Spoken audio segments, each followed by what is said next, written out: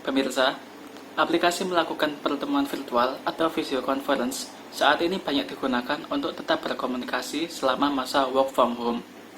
Bahkan, pejabat pemerintah juga menggunakannya. Salah satu aplikasi yang populer digunakan adalah Zoom. Namun ternyata aplikasi ini dinyatakan menyimpan bahaya. Marak digunakan soal social distancing, aplikasi video conference Zoom ternyata menyimpan bahaya yang tidak disadari oleh penggunanya.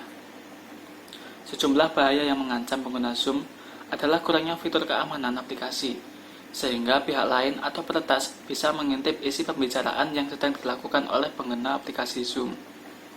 Tidak hanya itu, data pribadi pengguna Zoom juga berpotensi untuk dicuri oleh peretas, seperti alamat email, nomor telepon, dan data pribadi lainnya. Target utama dari tindak peretasan ini adalah pengguna aplikasi conference Zoom, mulai dari pemerintah, instansi bank, lembaga pendidikan, hingga pengguna pada umumnya. Informasi terakhir yang cukup mengejutkan adalah alamat email dan password dari sekitar 530.000 akun aplikasi Zoom dijual bebas di dark web.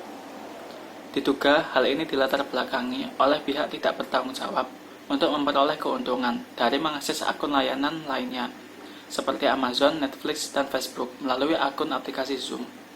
Tidak hanya itu, peretas bisa dengan mudahnya untuk membocorkan pembicaraan penting yang dilakukan oleh pemerintahan.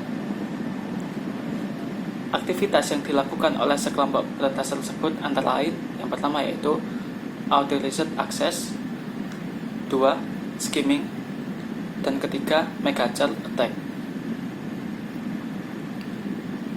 Unauthorized Access adalah kejahatan yang dilakukan dengan memasuki atau menyusup ke dalam suatu sistem jaringan komputer secara tidak sah, atau tanpa izin, atau tanpa sepengetahuan dari pemilik sistem jaringan tersebut yang dimasukinya.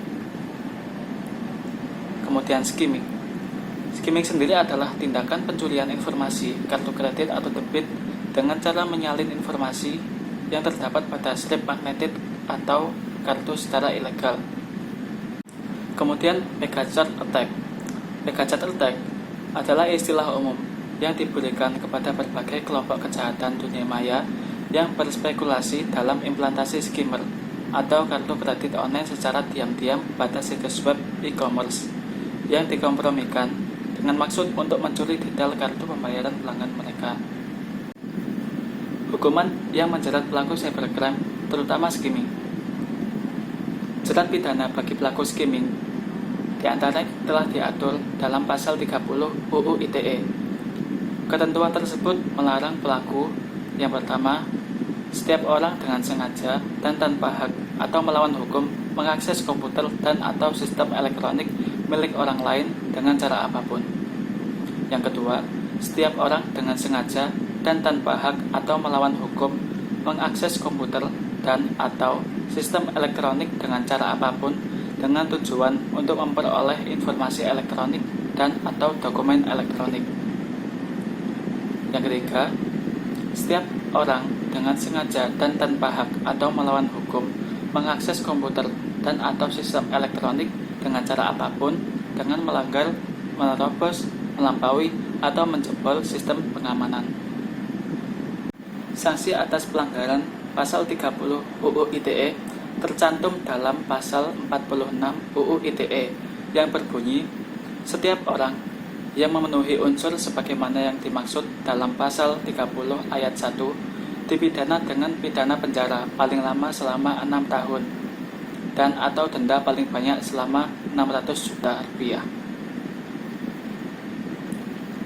Yang kedua, setiap orang yang memenuhi unsur sebagaimana yang dimaksud dalam pasal 30 ayat 2 dipidana dengan pidana penjara paling lama 7 tahun dan atau denda paling banyak 700 juta rupiah. Dan yang ketiga, setiap orang yang memenuhi unsur sebagaimana yang dimaksud dalam pasal 30 ayat 3 dipidana dengan pidana penjara paling lama 8 tahun dan atau denda paling banyak sebanyak 800 juta rupiah. Berikut saya bagi tipsnya agar terhindar dari bahaya menggunakan aplikasi Zoom. Yang pertama, pengguna jangan membagikan tautan rapat online Zoom secara sembarangan. Selain itu, tautan rapat termasuk ID dan kata sandi harus diberikan kepada orang yang benar-benar akan mengikuti rapat. Yang kedua, aktifkan fitur log meeting untuk membatasi peserta rapat. Apabila jumlah peserta dirasa mencukupi dan tidak ada lagi peserta lainnya yang akan masuk, maka pengguna Zoom bisa kunci akses dengan fitur log meeting. Yang ketiga, pastikan aplikasi yang digunakan